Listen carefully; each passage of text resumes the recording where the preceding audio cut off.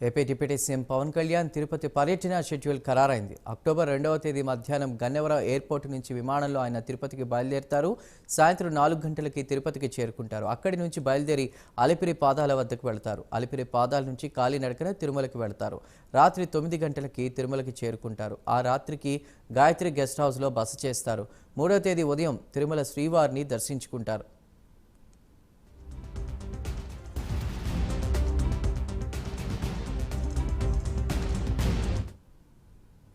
ఉదయం 8 గంటల 15 నిమిషాల నుంచి 9 గంటల 15 నిమిషాల వరకు కూడా శ్రీవారిని సేవించుకుంటారు. అనంతరం తెరగొండ వెంగబాంబ అన్నప్రసాద కేంద్రాన్ని తనిఖీ చేస్తారు. ఆ తర్వాత గాయత్రి గెస్ట్ హౌస్కి చేరుకుంటారు.